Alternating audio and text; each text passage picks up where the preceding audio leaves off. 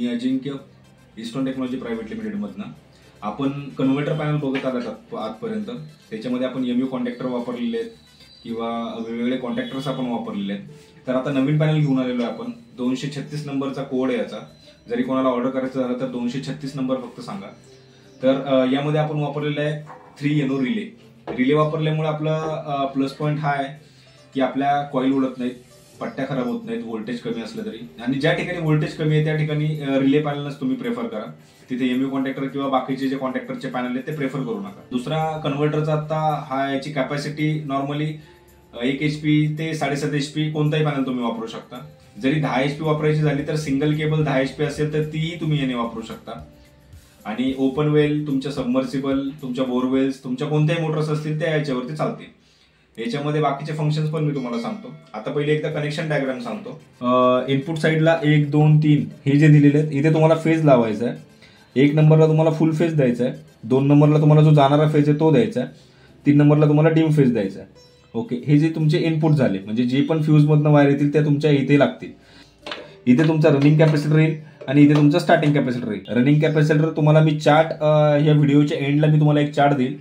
तो चार्ट पाहून तुम्ही कॅपॅसिटर लावू शकता. आणि इथे तुमच्या मोटरच्या वायर लागतील डायरेक्टली RYB.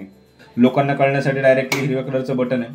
चालू झाल्यानंतर डायरेक्टली तुमचा आता 3 फेज लाईट आहे, तो 3 फेजला डिनोट करतोय. बंद करायचं झालं, हा कॉन्टॅक्टर बंद झालाय. ओके, इथे 3 फेज लाईट असल्यामुळे तुम्ही चालू बंद करू शकता. तोच जर तुम्ही ऑटोला टाकला, ऑटोला तुमचा डायरेक्टली चालू होतोय. जर लाईट गेली आणि परत जर आली तर याच्यामध्ये टायमर आहे. तो टायमरने तुम्ही किती टाइम ठेवायचा त्याच्यानुसार तुमचा ऑटोमध्ये तो पॅनल चालू होईल. फेज डाऊन केल्यानंतर तो 3 फेजचा 2 फेजला जाईल. तुम्ही जर मॅन्युअलच जरी बटन ठेवलं, चालूचं बटन दाबलं तर तुमचे बाकीचे स्टार्टिंग आणि रनिंग कॉन्टॅक्टर चालू होऊन तुमचा 2 फेजला मोटर चालू होते. मोटर चालू झाल्यानंतर तुम्हाला इथे व्होल्टेज आणि करंट दाखवते. आता याच्यामध्ये प्लस सेटिंग अशी आहे का तुम्हाला लो करंट आणि हाय करंट टाकला 3 फेजला पण प्रॉब्लेम सॉल्व्ह आणि 2 फेजला पण प्रॉब्लेम सॉल्व्ह. जर पाणी संपलं किंवा कॅपॅसिटर जर तुमचे फुटले तर ते दोन्ही प्रॉब्लेम सॉल्व्ह होतात. शॉर्टमध्ये मी तुम्हाला सेटिंग पण सांगतो. सेटिंग एकदम सोपी आहे. बटन मॅन्युअलला आहे. मोटर बंद अवस्थेत आहे. एकदा लाल कलरचं बटन दाबून घ्यायचं म्हणजे सगळं बंद आहे का नाही पाहायचं. सेटचं एकदा बटन दाबलं का तुम्हाला लगेच येईल ऑन टाइम. आता बरेच लोक म्हणतात का 2 फेजला मोटर असल्यानंतर बाबा 1 तास चालू पाहिजे, 10-15 मिनिटं बंद पाहिजे, तर तो टाइम तुम्ही इथे टाकू शकता.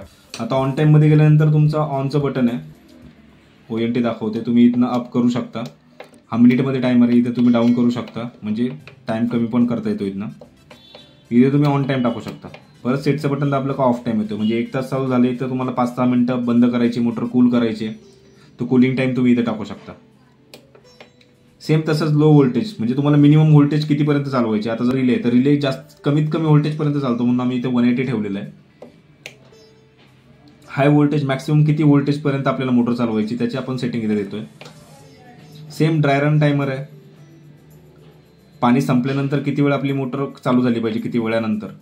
डिले टायमर आहे. लाईट आल्यानंतर किती वेळानंतर मोटर चालू झाली पाहिजे. हा सेकंदमध्ये टाइम असतो. तो पण अपडाऊन कीजने आपण कमी जास्त करू शकतो. ड्राय रन पर्सेंटेज आहे. मोटरचं पाणी संपल्यानंतर किती पर्सेंटेजने मोटर म्हणजे बंद झाली पाहिजे. म्हणजे हे जो ड्राय रन पर्सेंटेज हा जो आहे हा मोटर टू मोटर डिफर होत राहतो.